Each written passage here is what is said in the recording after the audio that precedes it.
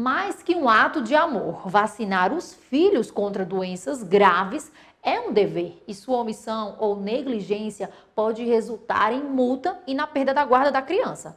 É o que você confere a seguir. Em dias de vacina, o Raul fica assim, bem agitado. Apesar de saber que não é fácil levar as famosas picadinhas, a Raíssa e o André sabem da importância de manter a caderneta de vacinação de seu filho em dia. São doenças bem graves, né, que foram praticamente erradicadas e pela importância de saúde, com certeza, em primeiro lugar, mas são doenças realmente bem graves, né, pneumonia, meningite, enfim, coisas que a gente não quer para o nosso filho, né? Mas nem todos os pais se preocupam em manter as crianças e os adolescentes imunizados e protegidos de diversas doenças, fato que pode trazer sérios danos à saúde pública. Por isso, o MP da Paraíba expediu uma recomendação alertando os responsáveis sobre a obrigatoriedade de manter as vacinas em dia e gestores para que adotem providências para divulgar o alerta. O documento é resultado de uma reunião que contou com a participação de representantes das secretarias de Educação e de Saúde do município, além do Sindicato das Escolas Privadas de João Pessoa. Em primeiro lugar, porque fomos procurados também pela Secretaria Municipal de Saúde, com essa demanda, com a preocupação de poder dar atenção, né, dar conhecimento à própria sociedade sobre a obrigatoriedade da vacinação.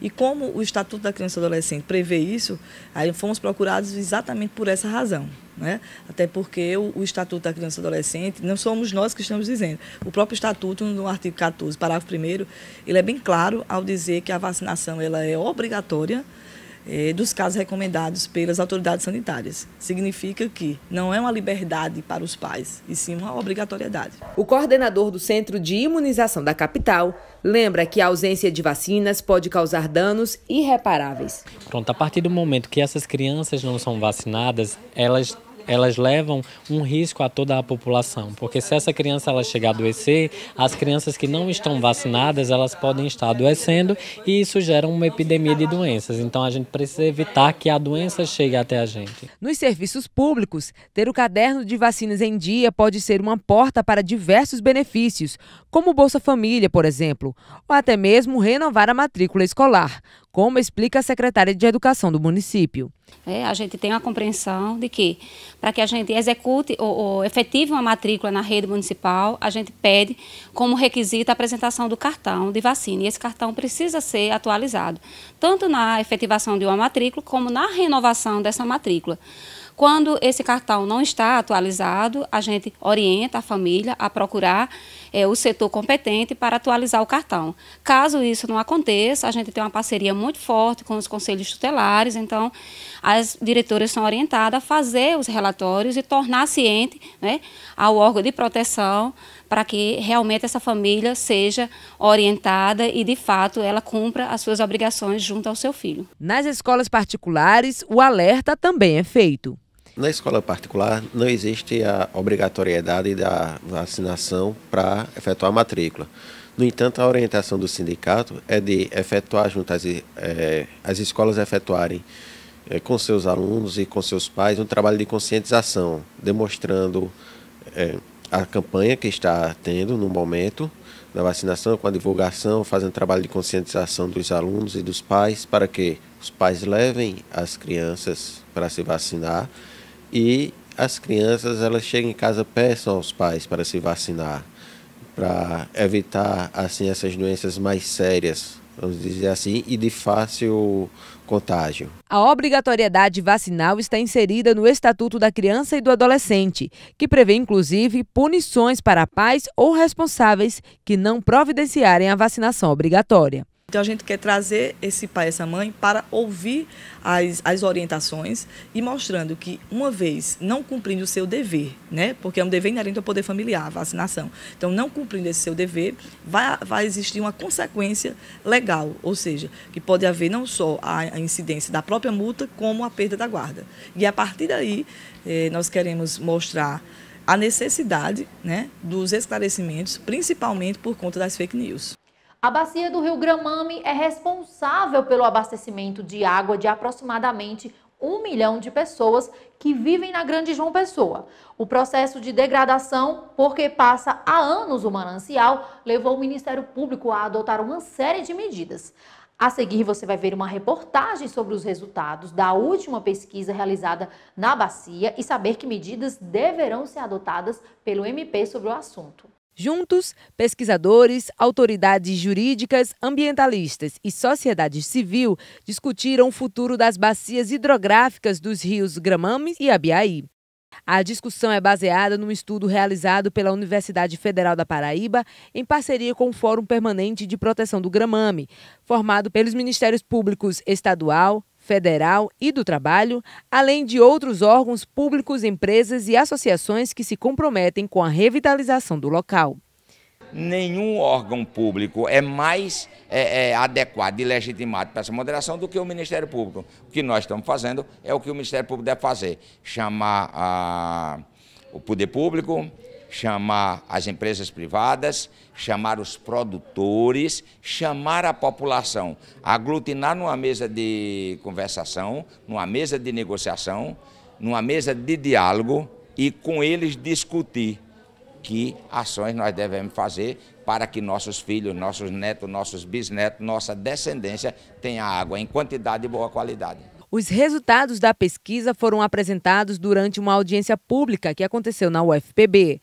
Segundo a coordenadora do estudo, os dados coletados nos últimos 2 anos possibilitaram o mapeamento do uso do solo e da qualidade da água das bacias hidrográficas, o que leva à conclusão de que o trabalho de revitalização do local deve ser efetivado em caráter de urgência. Naquela época nós tínhamos muitos problemas, que nós tínhamos muitos metais na água, em concentrações elevadas, encontramos um pouco de agrotóxicos também, né, usados na cultura da cana-de-açúcar. E hoje a gente vê que o cenário está bem melhor. Hoje, por exemplo, nós não temos mais esses metais presentes em altas concentrações, estão todos dentro da normalidade. Os agrotóxicos também, só temos um que aparece esporadicamente, não é? Então, assim, a gente acredita que essa ação do Ministério Público, junto com a universidade e com a sociedade, realmente está resultando, né, em esperança para o Rio Gramame. O Rio Gramame é a principal fonte de abastecimento de água da região metropolitana de João Pessoa, mas a ação humana tem causado sérios prejuízos ao rio. Só no início deste ano, 40 mil litros de soda cáustica vazaram, fazendo com que os peixes morressem e as comunidades ribeirinhas ficassem limitadas aos usos destas águas. O próximo órgão a coordenar o Comitê Gestor do Fórum de Proteção do Gramame é o Ministério Público Federal. Olha, nós temos ações mais imediatas, como por exemplo, recomendamos, vamos trabalhar junto à CAGEPA para que haja um monitoramento semanal dessa água, conforme determina a portaria 2914 do Ministério da Saúde. Fora isso, nós vamos ter que fazer agora medidas que revitalizem o rio, que tragam o rio para uma condição normal.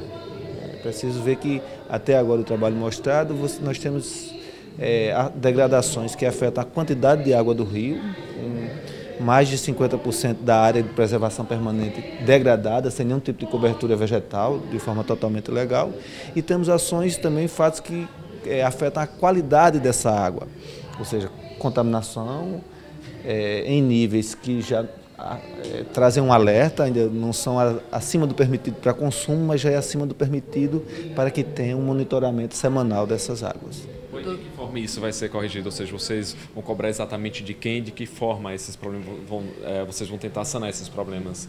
Olha, tanto em relação ao órgão que fornece a água, para que ele faça o monitoramento e a sociedade possa acompanhar a qualidade da água que está recebendo, como em relação aos possíveis poluidores, aos possíveis degradadores, para que comecem os planos, os que chamamos de PRAD, Plano de Recuperação de Áreas Degradadas, e a partir disso aí a gente poder acompanhar a evolução tanto da cobertura vegetal.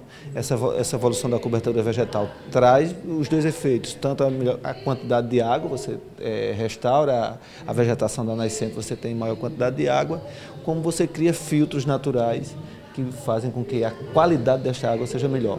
O promotor de justiça, José Farias, explica que o objetivo agora é manter o diálogo com os donos das empresas situadas na região do Gramame e também com os moradores das comunidades ribeirinhas, para que entendam a importância de se preservar o local. É sentado com esses parceiros em sala de trabalho, em reunião de trabalho, estabelecer uma agenda e os encontros, aí vai ser com cada município, com o governo do estado, com a CAGEPA, com as indústrias. Esses encontros vão ser encontros de trabalho em mesa de negociação. Sim, nós faremos uma agenda e temos que trabalhar aí para pelo menos um ano. No próximo bloco, não perca a entrevista com o Procurador de Justiça Valberto Lira. Ele é coordenador do Núcleo de Políticas Públicas do MP e vai falar sobre o trabalho que vem sendo realizado em relação a problemas graves como o feminicídio e a população em situação de rua.